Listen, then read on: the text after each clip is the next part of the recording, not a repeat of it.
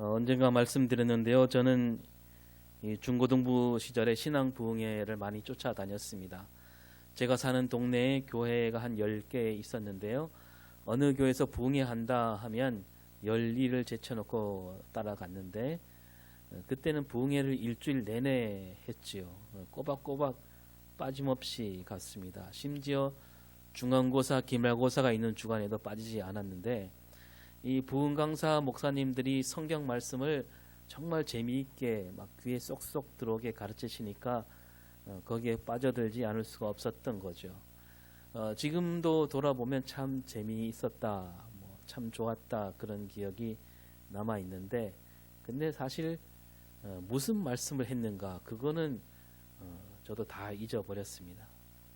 아무리 되짚어봐도 어떤 성경 말씀으로 어떻게 풀어주셨는가 그거는 떠오르지 않고요. 한 구절 생각나는 구절이 있기는 한데 그거는 나중에 나누기로 하고, 또 이 부흥회 때 찬송 복음성가 많이 부르잖아요. 뜨겁게 손뼉 치면서 불렀는데 그런 찬송이나 복음성가도 크게 남는 게 별로 없습니다. 예수님 찬양 이런 찬양 불렀던 기억은 있는데, 예수님 찬양이라는 1절보다는 예수 이겼네 예수 사탄을 이겼네 2절을 더 많이 불렀다, 이 정도. 이 부흥 강사 목사님이 쉰 목소리로 마이크를 바짝 갖다 대고 크게 부르고 성도들도 손을 높이 들고 불렀는데, 부흥회 갈 때마다 이 찬양이 이제 빠지지 않았으니까 아직도 그 찬양 부른 기억이 있는데, 그러나 그 찬양 가운데 마음에 막 큰 울림을 주는 그런 찬양은 또 이렇게 남아있지 않은 것 같습니다. 그런데 그 가운데 부흥회 때 부른 찬양 가운데 제 마음에 깊이 박힌 저를 이 마음을 울리게 하는 찬양이 하나 있었는데, 우리가 부른 찬송가에도 있습니다. 지금도 그 찬송 부르면 그때로 돌아가는 느낌이 드는데, 찬송가 289장에 주 예수 내 맘에 들어와 계신 후 변하여 새 사람 되고, 그 찬양은 그때 부를 때 그 기억이 아직도 생생하게 남아 있습니다. 어떤 말씀으로 해주셨는지 기억은 안 나지만 그 말씀을 끝나고 이 찬송을 부를 때 뭔가 가슴이 막 뜨거워지고요. 내가 정말 예수 믿기를 잘했구나. 그리고 그런 생각을 했고, 내가 예수 믿는 사람으로 달라져야지. 이 찬양대로 주 예수님이 내 마음에 들어와 계셨으면 내가 변해야지. 새 사람이 돼야지.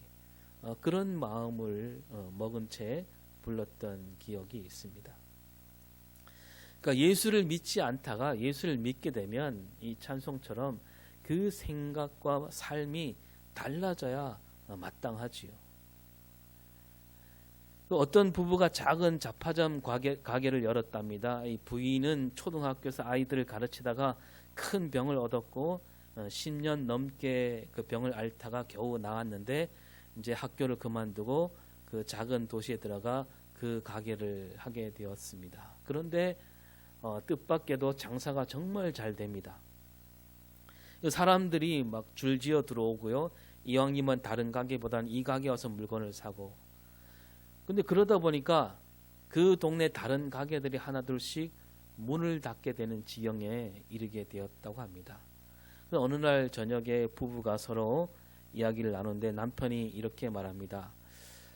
우리가 아무래도 잘못하고 있는 것 같소. 다른 가게들이 문을 닫게 되었다니 이럴 수는 없는 거 아니겠소. 아내가 막장구를 칩니다. 맞아요. 이건 우리 예수 믿는 사람이 해서는 안 될 일이죠. 하면서 이 부부는 자기들이 잘못했다고 하나님께 기도하고 바로 그 다음 날부터 가게 물건을 확 줄입니다. 이를테면 연필이 잘 팔리잖아요. 연필이 잘 팔리면 연필 깎는 칼과 지우개도 갖다 놓으면 덩달아 잘 팔리는데, 이 부부는 그날부터는 연필만 놓고 다른 건 갖다 놓지 않는 거예요. 사람들이 와서 연필 깎는 칼이나 지우개를 찾으면 저 이웃 가게 가보라 그럽니다. 그렇게 하다 보니까 이웃 가게들도 다시 일어서게 되었고, 또 이 부부가 하는 가게도 그렇게 수입이 줄어들지는 않았다라고 합니다. 오히려 시간이 남아서 글을 쓰게 되었고 그 글은 노벨 문학상을 받게 되었는데 그 책이 바로 빙점이라는 책이고 이 책을 쓴 사람은 미우라 아야코, 세계가 알아주는 작가입니다. 2014년인가 세상을 떠났는데 일본에는 이렇게 예수 믿는 사람이 많지는 않지만 예수를 믿게 되면 이 미우라 아야코처럼 믿기 전과 믿은 다음이 확 달라지는 사람들이 많았다고 합니다. 제대로 믿는 거죠. 예수 믿는 사람은 이렇게 남달라야 하는 겁니다. 또 우리 성경에도 예수 믿고 난 뒤 그 삶이 제대로 달라진 사람이 여럿 나오지 않습니까? 그 가운데 오늘 이 고린도 후서를 쓴 바울, 이 바울이야말로 예수님을 만난 뒤 확 달라진 사람이에요.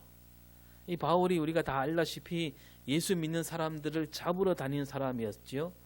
어느 날 다메섹으로 가는 길, 그때도 예수 믿는 사람을 잡으려 가는 길이었는데 거기서 다시 살아나신 예수님을 만나고 바울은 그때부터 새로운 삶을 살게 됩니다. 그리고 바울은 틈만 나면 그때 있었던 일을 떠올리면서 내가 예수님을 만난 뒤 이렇게 달라졌다 이렇게 말합니다. 그래서 사도행전 9장에서 바울이 예수님을 만난 이야기가 나오는데 그 뒤에 사도행전 22장에 가보면 바울이 천부장에 잡혔을 때 백성들 앞에서 자기가 어떻게 예수님을 만났는지 어떻게 그리고 달라졌는지 말하고요. 또 26장에 가서도 아그리빠 왕 앞에서 또 그때 일을 말하는 것을 볼 수가 있습니다. 그리고 바울은 여러 교회와 사람들에게 편지를 씁니다. 이 편지를 쓸 때마다 예수 믿는 사람이라면 달라야 한다 그런 말을 자주 하고 있습니다. 이거 바울이 자기가 예수 믿고 달라졌으니까 그 경험을 토대로 그렇게 말하고 있는 거죠. 오늘 말씀도 마찬가지인데요. 바울은 이 고린도 교회 편지를 쓰면서 딱 잘라 말합니다. 예수 믿으면 달라져야 된다. 17절이 그 말씀이죠. 같이 읽습니다. 시작. 그런즉 누구든지 그리스도 안에 있으면 새로운 피조물이라. 이전 것은 지나갔으니 보라 새 것이 되었도다. 예. 누구든지 그리스도 안에 있으면, 이 말은 예수를 믿는 사람이라면 누구나 그런 뜻이죠. 예수 믿는 사람이라면 다 뭐가 되었다고요? 새로운 피조물이 되었다. 새 것이 되었다라고 외치고 있습니다. 그래서 이 예수를 믿는다란 말은 내가 새로운 피조물이 되었음을 믿는다란 말과 같은 말이에요. 왜냐하면 14절을 볼까요? 시작. 한 사람이 모든 사람을 대신하여 죽었은즉 모든 사람이 죽은 것이라. 예. 여기서 한 사람은 누구를 가리킬까요? 예, 예수님이죠. 예수님이 죽으셨는데 그 죽음은 그냥 죽음이 아니라 모든 사람을 대신한 죽음이다. 그런 말이죠. 근데 우리가 흔히 이렇게 말하죠. 우리는 반드시 죽어야 할 죄인인데 예수님이 십자가에 대신 달려 죽으셨다. 이 말이 맞는 말이죠. 맞는 말인데 오늘 말씀과는 약간 그 결이 다릅니다. 예수님이 십자가에 달리셨을 때 그 죽음은 예수라는 사람, 한 사람이 죽은 죽음이 아니라 그 죽음은 세상 모든 사람이 죽어야 할 죽음이었다는 얘기예요. 예수님이 죽으실 때 세상 모든 사람은 나도 거기서 죽었다 이렇게 여겨야 한다는 뜻이에요. 그러니까 나를 위해 죽었다 이 말도 진리지만 여기서 하는 말씀은 나를 대신해서 죽었다. 그러니까 나를 위해서 죽었다는 말하고 나를 대신해서 죽었다. 좀 다르지 않습니까? 그래서 예수 믿는 사람이 뭐냐면 예수 믿는 사람은 그 십자가를 볼 때마다 아 그래 나도 예수님과 함께 저기서 나도 죽었구나. 그렇게 여겨야 된다는 겁니다. 그렇게 여기는 사람이 바로 예수 믿는 사람이라는 얘기예요. 그래서 예수님이 모든 사람을 대신해서 죽었다 이 말씀이 이 갈라디아서 2장 20절로 이어지죠. 시작. 내가 그리스도와 함께 십자가에 못 박혔나니 그런즉 이제는 내가 사는 것이 아니요 오직 내 안에 그리스도께서 사시는 것이라. 그러니까 세상 모든 사람이 죽어야 하는데 예수님께서 그 모든 사람을 대신해서 십자가에 달리셨다. 왜 죽어야 될까요? 세상 모든 사람이 죽어야만 다시 살기 때문이에요. 그러니까 죄인으로서는 죽어야 되는 거예요. 죄인인 우리는 죽어야 되고 다시 어떻게 살아야 돼요? 의인으로 살아나는 겁니다. 그러니까 하나님 앞에 가면 모든 죄인은 죽게 되어 있습니다. 이 죄라는 것은 하나님과 우리 사이를 가로막기 때문이죠. 그래서 죄인으로 하나님 앞에 설 수가 없는 거죠. 그래서 하나님은 모든 사람이 하나님 앞에 오기를 바라십니다. 근데 하나님 앞에서는 죄인으로서 갈 수가 없어요. 그러면 죄인 된 우리는 죽어야 되는 거예요. 죽은 다음에 어떻게 됩니까? 다시 예수님과 함께 살아나는 거예요. 그러니까 하나님이 자녀가 된다는 이 말은 의인이 된다는 말과 같습니다. 그래서 이 의인으로서 하나님 앞에 서려면 죄인으로 살았던 삶을 다 버려야 되는 거죠. 이거 다른 말로 하면 십자가에 우리 삶을 다 못 박아야 되는 겁니다. 그래서 예수 믿는다 이 말은 예수님이 십자가에 달리셨을 때 나도 주님과 함께 죽었음을 믿는다란 말과 같은 거예요. 그래서 우리가 여러분 여기 앉아있는 여러분 모두는 예수님이 십자가에 달리셨을 때 우리도 죄인된 우리도 그 자리에서 다 죽은 거예요. 그리고 다시 살아나셨을 때 우리는 의인으로 다시 서게 된 겁니다. 이런 의미로 말씀하고 있는 거예요. 예수님이 무덤에서 다시 살아나셨다 이 말은 나도 이제 하나님 앞에서 다시 살게 되었다는 말과 같은 거예요. 예수님이 니고데모에게 이렇게 말씀하시죠. 요한복음 3장 3절에 시작. 진실로 진실로 내게 이르노니 사람이 거듭나지 아니하면 하나님의 나라를 볼 수 없느니라. 예. 하나님의 나라를 볼 수 없다 이 말은 하나님 앞에 갈 수 없다는 말과 같은 말이잖아요. 거듭난다 이건 뭐예요? 다시 태어난다 말씀이에요. 여러분 다시 태어난다는 말이 뭐예요?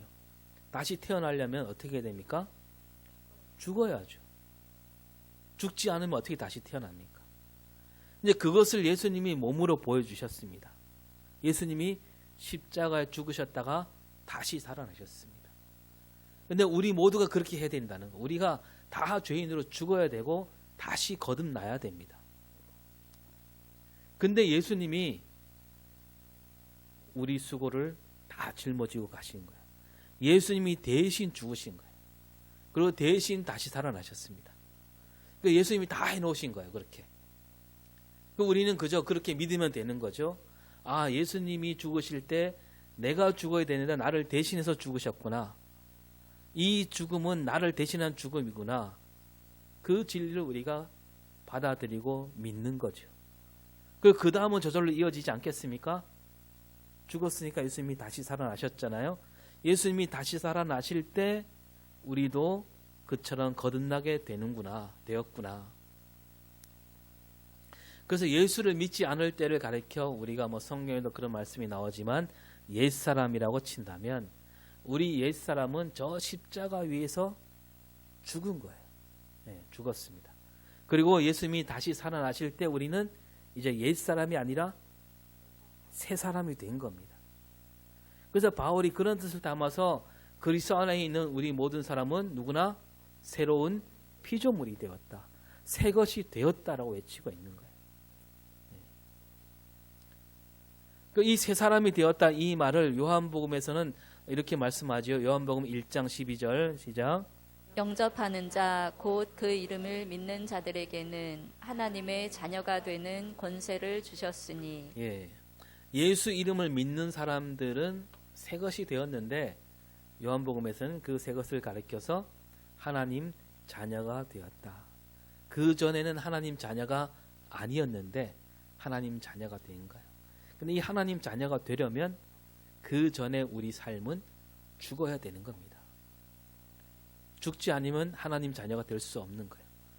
근데 예수님이 대신 죽으신 거예요. 또 갈라디아서 4장 7절에서 이렇게 말하죠. 시작. 그러므로 내가 이후로는 종이 아니요 아들이니 아들이면 하나님으로 말미암아 유업을 받을 자니라. 예수 믿은 다음에는 우리는 종이 아니라 아들이 되었다는 거예요. 예수 믿기 전에는 종이었어요. 죄에 이끌린 종이었습니다. 그러나 예수 믿게 되면 아들이 된다. 종으로서 살았던 우리는 어떻게 됐어요? 다시 말씀드리지만 저 십자가에서 죽은 거예요. 그리고 다시 살아날 때 우리는 뭐가 됐습니까? 아들로 다시 태어난 겁니다. 그래서 예수를 믿는다. 그러니까 예수를 믿는다. 이 말은 옛사람에서 새사람이 되었다. 또 종에서 아들이 되었다는 말과 같은 말이 되는 거죠. 뭐가 달라진 거예요?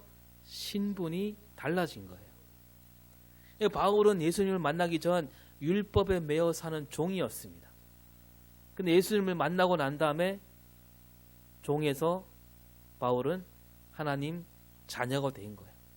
그 신분이 달라졌으니까 삶도 달라져야 마땅하지 않겠습니까? 그 조선 후기의 양반전이라는 소설이 있는데 이런 대목이 있죠. 판소리도 많이 나오고 했는데 뭐 손에 돈을 만지지 말고 쌀값도 묻지 말고 더워도 버선을 벗지 말고 밥을 먹을 때도 상투를 틀지 않은 채로 밥상에 앉지 말고 국을 먼저 막 훌쩍훌쩍 떠먹지 말고 물 마실 때도 후루룩 소리 내지 말고 젓가락으로 방아 찢지 말고 생파도 먹으면 안 되고 막걸리 들이킨 다음에 수염에 묻은 거 빨지 말고 담배를 피울 때도 막 볼이 쏙 들어가도록 빨지 말고. 예. 여러분 이 조선시대는 신분 계급 시대였잖아요. 크게 보면 양반이 있고 천민이 있습니다. 이 양반들은 천민을 가리켜서 뭐라고 불러요? 상놈이라고 낮춰 불렀습니다. 양반은 막 군대도 안 가고 세금도 안 내고 온갖 혜택을 누렸잖아요. 그런데 이 조선 후기로 가면서 이 천민들이 온갖 일을 하면서 막 무역이 되고 하니까 돈을 많이 벌게 됩니다.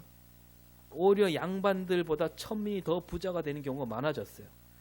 그런데 아무리 돈이 많아도 이 천민은 천민인지라 군대에 끌려가야 되고 세금도 꼬박꼬박 왕창 내야 하고 죄송합니다. 그래서 이 천민들이 이럴 수 없다. 자기들이 번 돈으로 양반을 사게 되는 거예요. 양반을 사는데 어떻게 삽니까? 이 천민들은 이제 성씨가 없잖아요. 그래서 성씨도 사고 족보도 사고 해서 양반 행세를 하게 된 거죠. 그때부터 우리 조선시대 모든 사람들이 다 성을 갖게 되잖아요. 어쩌면 우리가 갖고 있는 성도 그 돈 주고 산지도 모릅니다. 그런데 그때 나온 이제 이 양반 소설이 양반전인데 이 성씨와 족보만 있다고 해서 양반이 되는 것은 아니다 이거죠. 양반이 됐으면 양반다워야 된다 하면서 하는 말이 그 가르치는 사람이 뭐 손에 돈을 만지지 말고 더워도 버선 벗지 말고 뛰지 말고 또 뭐 걸음걸이도 달라야 하고 팔자 양반 걸음 있잖아요, 그죠? 팔자 걸음으로 걸려야 되고. 그래서 이 신분이 바뀌었으면 그 신분에 맞게 다 바꿔야 된다. 종에서 우리가 아들이 되었는데 이젠 종으로 살면 안 되잖아요. 끌려다니는 삶이 돼서는 안 되잖아요. 아들로 살아야죠. 예수를 믿는다면 이제 아들이 되었는데 믿지 않을 때하고 다른 삶을 살아야 되겠죠. 그 말씀이 옳은 말씀인데 그런 뜻에서 바울이 오늘 16절에서 뭐라고 합니까? 시작. 그러므로 우리가 이제부터는 어떤 사람도 육신을 따라 알지 아니하노라. 비록 우리가 그리스도도 육신을 따라 알았으나 이제부터는 그같이 알지 아니하노라. 그러니까 예수를 믿기 전에는 육신을 따라 알았다. 사람을 볼 때도 육신을 따라 알았다. 그거는 이 말은 세상 눈으로 사람을 보았다는 뜻이기도 합니다. 이 고린도 교회 안에도 그런 사람들이 있었던 것 같습니다. 예수를 믿었는데도 육신을 따라 사람을 보는 사람들. 그래서 그 앞에 12절에 가면 외모를 자랑하는 사람들이 있었다는 거예요. 그들은 처음에 예수님을 볼 때도 육신을 따라 보았습니다. 겉으로 들어가는 것만 보고 함부로 생각했다는 거죠. 바울도 변화되기 전에 그렇게 생각했습니다. 율법이란 잣대를 갖고 예수님을 본 거예요. 그 율법으로 보니까 뭐예요? 저 예수란 사람은 율법을 어긴 사람, 죽어 마땅한 사람, 율법을 어겼으니까 반드시 벌을 받아야 된다. 그런 생각으로 예수 믿는 사람을 잡으러 다닌 거 아니겠습니까? 그런데 예수님을 만나고 보니까 그것은 육신을 따라보는 눈이었구나. 그 예수 믿게 되면 사람을 보는 눈부터 달라져야 한다는 말씀이지요. 근데 이 말씀은 구약 성경에도 있지요. 하나님께서 사무엘에게 하신 말씀, 사람은 외모를 보거니와 나 여호와는 중심을 보느니라. 그럼 예수 믿지 않는 사람들은 사람을 볼 때 육신을 따라 보는 거예요. 외모를 보고 인물을 보고 키를 봅니다. 제가 그런 말씀 드린 적이 있잖아요. 서울에서 제가 부목사로 섬기고 있을 때 주일 사역을 마치고 집에 오면 저희 아내가 말합니다. 오늘 낮에 어떤 권사님이 우리 애들 그렇게 예뻐했다. 근데 이름은 잘 모르겠는데 생머리에 안경 쓰고 그러면서 그 누구냐고. 근데 저는 그렇게 말하면 도무지 누군지 알기가 어렵습니다. 교회 권사님들 얼굴을 떠올려 보면 그 머리가 생머리였는지 파마였는지 생각이 안 나요. 어떤 옷을 입었는지도 생각이 안 나고. 왜 그러겠습니까? 저는 외모를 보지 않고, 심지어 저희 아내가 미용실 갔다 와도 저는 잘 몰라봐요. 머리를 빡빡 밀었으면 모를까. 뭐가 바뀌었는지, 미용실에 갔다 왔는지 모릅니다. 그래서 관심을 가져라 그러는데 관심이 없는 게 아니고 외모를 보지 않고 마음을 보기 때문에. 여러분도 미용실 갔다 와서 머리 하고 왔는데 왜 목사님이 몰라주나 섭섭해하지 마시길 바랍니다. 제가 머리를 안 봐요. 마음을 봅니다. 여러분 육신을 따라 사람을 보지 않기를 바랍니다. 이 외모보다는 마음을 볼 수 있도록 힘써야 되겠죠. 왜냐하면 하나님이 우리를 볼 때 그렇게 보시잖아요. 하나님이 우리를 볼 때 외모를 보시나요? 그 생김새보다는 그 마음 씀씀이를 볼 줄 아는 거, 그것도 능력이거든. 그것도 은사예요. 가장 큰 은사죠. 그래서 여러분 외모 칭찬보다는 이 마음을 들여다볼 줄 아는 눈, 그런 눈을 가질 수 있어야 되는 겁니다. 그래서 참 잘생겼다, 참 예쁘다, 곱다, 젊어 보인다 이런 말 들으면 기분 좋지요. 근데 이제 그런 말에 좋아하지 마시고 내 마음을 알아주는 말들, 그런 말에 더 귀를 기울이고 거기에 더 좋아할 수 있어야 되겠죠. 그래서 참 저분은 마음씨가 참 곱다, 속이 깊고 넓다, 예수님 마음이 느껴진다, 이런 말 듣기에 우리가 힘쓰는 삶을 살아야 되지 않겠습니까? 또 사람들 마음을 여는 길도 여기에 있습니다. 그 사람 마음을 알아주면 그 사람은 마음을 열고 다가오게 되어 있어요. 외모를 칭찬하면 그때뿐이에요. 마음을 알아줘야죠. 우리가 2023년 한 해 섬기기로 사랑하기로 한 그 작정자가 있잖아요. 그분을 볼 때마다 여러분 그 마음을 들여다볼 수 있길 바랍니다. 그래서 그 마음 씀씀이, 그 마음가짐 가운데 참 좋은 거, 그걸 말해주고 그런 마음을 헤아려주면 언젠가 마음을 열게 되어 있는 겁니다. 예수 믿는 사람은 그래야 마땅한 겁니다. 여기 예수 믿으면 새 사람이 되는데 새 사람이 된 우리에게 하나님이 우리에게 할 일을 주셔요. 어떤 일을 주시는가? 18절을 읽습니다. 시작. 모든 것이 하나님께로부터 났으며 그가 그리스도로 말미암아 우리를 자기와 화목하게 하시고 또 우리에게 화목하게 하는 직분을 주셨으니. 먼저 하나님은 하나님과 우리 사이를 화목하게 하셨습니다. 예수님이 십자가 달리셨기에 하나님과 우리 사이가 이미 화목하게 되었잖아요. 그리고 우리에게 어떤 직분을 주십니까? 어떤 직분? 화목하게 하는 직분을 주셨어요. 그래서 새 사람이 된 우리는 뭘 해야 됩니까? 화목하게 하는 일을 해야 되는 거예요. 우리 할 일은 그거예요. 올해 우리 교회표가 뭐죠? 복음의 사람 예배자로 살게 하소서. 여러분, 예배자로 산다는 게 뭡니까? 예배자로 산다는 것은 하나님과 화목한 사람으로서 산다는 것이고, 그리고 더 나아가서 세상을 화목하게 만드는 사람으로 산다는 뜻이에요. 이 표는 이제 우리 교단 전체 표이기도 한데, 여러분 좀 거슬러 올라가서 2016년도 표, 뭐 생각이 안 나시겠죠? 2016년 표가 뭐냐면 주여 우리로 화해하게 하소서였습니다. 그때 우리가 한 해 동안 이 화해 사역에 대한 말씀을 나누었어요. 1년 내내 화해에 대한 말씀을 나누었어요. 그리고 오늘 본문 말씀도 그때 나왔는데, 예수 믿은 우리가 할 일, 그러니까 예수 믿은 다음에 새 사람이 된 우리가 할 일이 뭐냐? 하나님 자녀로서 우리가 할 일이 뭐냐? 그것은 세상을 화해로 가득한 세상으로 만들어가는 일, 그걸 우리가 해야 된다는 얘기입니다. 그리고 20절을 볼까요? 시작. 그러므로 우리가 그리스도를 대신하여 사신이 되어 하나님이 우리를 통하여 너희를 권면하시는 것 같이 그리스도를 대신하여 간청하노니 너희는 하나님과 화목하라. 앞에서 말씀드렸지만 예수님이 우리 죽으신 것은 우리를 대신해서 죽으신 거예요. 우리가 할 일을 다 하신, 우리가 하기 어려운 일을 다 하신 겁니다. 그러면 이제 우리가 뭘 해야 되냐면 우리가 그리스도 대신 해야 되는 거예요. 예수님이 하신 일이 뭐였습니까? 이 땅에 계실 때 하나님과 화목한 삶을 보여주셨잖아요. 그래서 우리가 지금 해야 될 일은 하나님과 화목하는 일이다. 예수님이 우리에게 바라신 일이에요.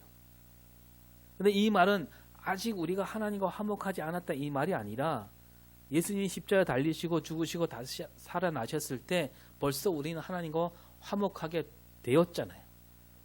여기서 하나님과 화목하라 이 말은 하나님과 화목하게 된 사람답게 살아라 그런 얘기예요. 그 하나님과 화목한 사람으로 사람답게 사는 게 뭐냐? 21절에 시작. 하나님이 죄를 알지도 못하신 이를 우리를 대신하여 죄로 삼으신 것은 우리로 하여금 그 안에서 하나님의 의가 되게 하려 하심이라. 하나님과 화목하라 이 말씀은 하나님의 의가 되라는 말씀과 같은 말이에요. 그러니까 십자가 안에서 우리가 하나님과 화목하게 되었잖아요. 그럼 이제 하나님과 화목한 사람으로서 이 땅을 살아야 되는데, 하나님의 의가 우리 삶에 나타나야 된다는 얘기예요. 하나님의 의가 우리 삶에 나타난다는 건 뭡니까? 하나님 뜻과 거스르지 않게 하나님 뜻에 맞게 이 땅을 살아야 된다는 거예요. 그게 하나님과 화목하는 길이에요. 하나님께서 바라신 일이 무엇인가 잘 헤아려서 그 뜻대로 살기를 힘쓰는 것, 그런 삶이 바로 하나님과 화목하게 되는 사람으로서 사는 삶이라는 겁니다. 그리고 이제 우리가 하나님과 화목한 사람으로 살아가려면 가장 먼저 할 일이 뭐냐? 나 자신과 화목해야 돼. 먼저 나 자신과. 가만 보면 사람들은 자기 자신과 화목하지 않은 사람들이 많아요. 뭐냐면 지금 현재 이대로 나 자신을 사랑하지 않아요. 내 처지, 내 형편, 내 상황이 마음에 들지 않는 거예요.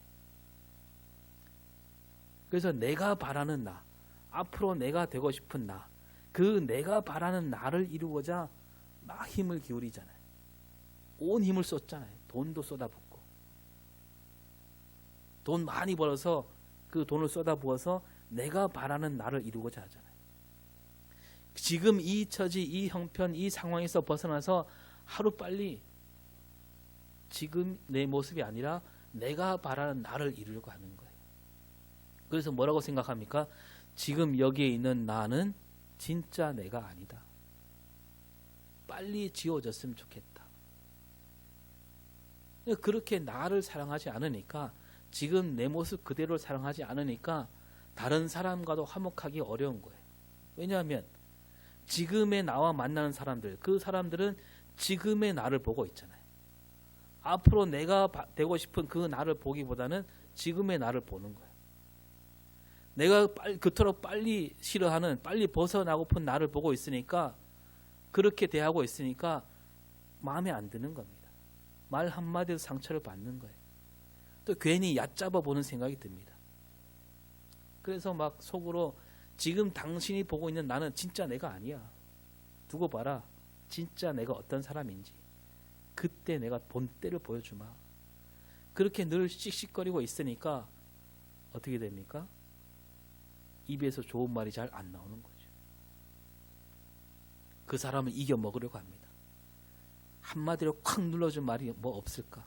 그런 생각이 늘 앞서 있게 되는 거죠. 그러니까 화목이 깨지지 않겠습니까? 하지만 여러분, 하나님은 나를 사랑하시는데 지금 있는 그대로, 지금 나를 사랑하시잖아요. 그러니까 지금 우리를 불러주신 거 아니겠습니까? 내가 되고 싶은, 내가 바라는 그 나보다 하나님은 먼저 지금 여기 서 있는 나를 사랑하셔요. 지금 내 처지, 내 형편, 내 상황을 하나님이 사랑하시는 거예요. 하나님이 그렇게 사랑하시는데 그런 하나님과 화목하려면 어떻게 됩니까? 나도 지금의 나를 사랑할 수 있어야 되겠지. 지금 내 처지, 내 형편, 내 상황이 어떠할지라도 지금 내 모습을 그대로 사랑해야 돼. 하나님이 사랑하시니까. 그 지금 나 자신과 화목할 때 다른 사람과 화목하게 되는 길이 열리게 되는 겁니다. 다른 사람을 볼 때도 그런 마음으로 보게 되는 거죠. 우리가 찬송하잖아요. 사랑의 주님이 날 사랑하시네. 내 모습 이대로 받으셨네. 사랑의 주님이 날 사랑하시듯 나도 너를 사랑하며 섬기리. 먼저 나 자신과 화목하시고 그리고 더 나아가서 이웃을 화목하게 하는 일에 앞장서야 되는 거죠. 이웃을 화목하게 하는 일 어떻게 해야 될까요? 어떻게 보면 어려운 일 같지만 또 알고 보면 쉬워요. 먼저 우리가 이것부터 해야 됩니다. 그러니까 화목하게 하는 일을 하기에 앞서서 적어도 화목을 깨는 일은 하지 말자. 처음부터 화목하게 하는 일은 어렵습니다. 근데 우리 너무도 쉽게 화목을 깨는 일을 많이 해요. 마음을 상하게 하는 일. 그런 일을 우리가 너무 쉽게 하죠. 그런 일이 어디서 비롯됩니까? 입에서 비롯되죠. 입에서. 무슨 말을 들었는데 그때부터 막 입이 건질건질하다. 그러면 그 말은 절대 하지 마세요. 입에서 막 꿈틀거려서 나오려고 하면 그 말은 열이면 열 다 화목을 깨는 말이에요. 말이 나오려고 하면 틀어 막으세요. 교회 안에서도 마찬가지입니다. 뭔가 지적하고 싶으면 바로 말하지 마세요. 뭐 이렇게 해야 되고 저렇게 해야 되고 그 말을 푹 삭혀 두시기 바랍니다. 저 홍어 삭히듯이 푹 삭힌 다음에 봄에 하고 싶었던 말이면 여름 지나고 가을 돼서 하시기 바랍니다. 뭐 끝까지 안 하면 더 좋고요. 그렇게 하다 보면 우리는 어느새 화목을 깨는 말은 하지 않게 되고 그러다 보면 화목하게 하는 말을 하게 되고요. 그럼 그것이 이웃을 화목하게 하는 사람이 되는 겁니다. 어떤 소문이 우리 귀에 들어오더라도 우리 죽촌교회 교인들을 거쳐서 나가면 그 말이 화목하게 되는 말로 바뀌어야 되지 않겠습니까? 우리 죽촌교회가 있음으로 인해서 우리 마을이 늘 화목한 말로 가득 넘치게 되는 하나님이 그 일을 하라고 우리에게 이 마을에 우리 교회를 세워주신 겁니다. 그리고 더 나아가서 저 유촌 마을과 화목할 수 있어야 되겠죠. 또 거문도 6개 마을이 화목해야 됩니다. 근데 보니까 아직도 우리 같은 섬에 살면서도 마음을 모으지 못한 일이 얼마나 많습니까? 하나님께서 마을 하나하나에 다 교회를 세워주셨습니다.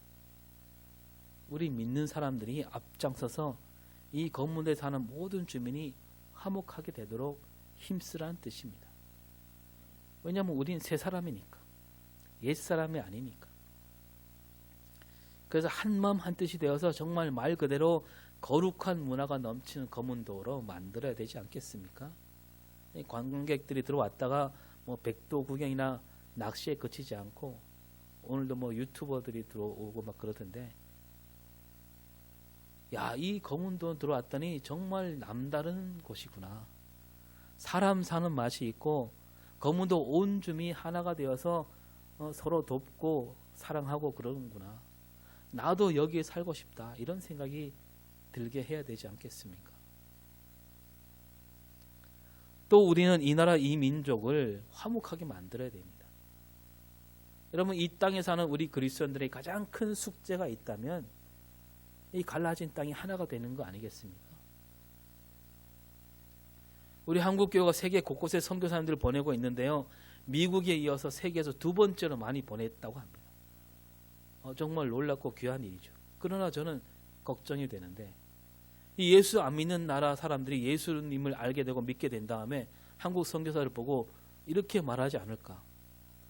아니, 한국에는 교회도 많고 예수 믿는 사람도 많은데 왜 아직도 서로 화목하지 못하느냐? 왜 남과 북이 서로 총불을 겨누고 있는가? 왜 아직도 전쟁 준비에 그렇게 많은 돈을 쏟아붓고 있는가? 그 누구보다도 남북 평화 통일을 바라시는 분이 하나님이실진데, 그 하나님을 섬기는 한국교회가 이것을 위해서 하는 일이 뭐냐? 자기 나라에서 자기 앞가림도 못하면서 뭐하고 있느냐? 여러분, 이 남북 화해 뭐 먼 일 같지만, 우리가 먼 일 같지만 그렇지도 않아요. 우리 한 사람 한 사람이 뜻을 잃지 않고 마음을 모으면 해낼 수 있는 거예요. 그리고 그것은 하나님께서 하시는 일이잖아요. 하나님을 믿는 사람들이라면 그 믿음으로 나아가야 되겠죠. 하나님께서 우리 한국교회에 맡겨주신 일, 가장 큰 일이 바로 남북 화해 사역입니다. 그리고 이것이 또 선교 사역이 되는 겁니다. 1998년 현대그룹 정종 회장이 소 1000마리를 끌고 판문점을 넘어 북한으로 갔잖아요. 그 소를 태운 트럭이 다 현대가 만든 트럭이고, 그 트럭에는 뭐라고 써 있습니까? 현대라는 영어로 글자가 새겨져 있어요. 그때 쏟아 부은 돈이 트럭과 소 사료까지 다 합쳐서 41억 7,700만 원이었다고 하는데, 근데 그걸로 인해서 광고 효과는, 이 현대라는 그룹이 세계에 알려졌는데 그 광고 효과는 그보다 수천 배가 넘는다고 합니다. 왜냐하면 전 세계 TV에서 이 소떼가 올라가는 그 뉴스를 영상으로 보여주었기 때문에. 그 세계에 알려졌다니까. 현대가 돈 주고 알려야 되는데 그 돈보다 훨씬 많은 이득을 보게 되었다는 겁니다. 그럼 우리 한국교회가 남북평화 통일에 앞장선다면, 그리고 우리 한국교회 힘으로 그 일이 이루어진다면 전 세계에 한국교회를 알리게 되는 거 아니겠어요? 한국교회를 알린다는 건 뭡니까? 하나님 나라 복음을 알리는 거잖아요. 그 생각만 해도 가슴이 벅찬 일 아닙니까? 그리고 아직도 세계 곳곳에 분쟁에 시달리는 나라와 민족들이 많아요. 그런데 우리 한국교회가 이 평화통일을 이뤄낸다면 그 하나님을 알지 못하는 나라와 민족들이 하나님을 알게 되고, 예수 믿는 믿음이야말로 이 분쟁을 화해로 만들겠구나. 그거야말로 가장 큰 선교 사역이 되는 거 아니겠습니까?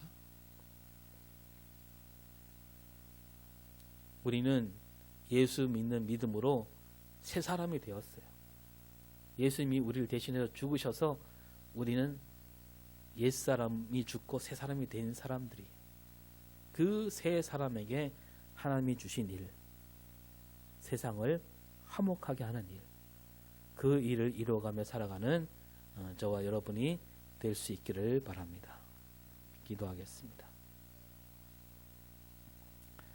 하나님께서 우리를 새로운 피조물로 만들어 주셨습니다. 그리고 새로운 일을 맡겨 주셨습니다.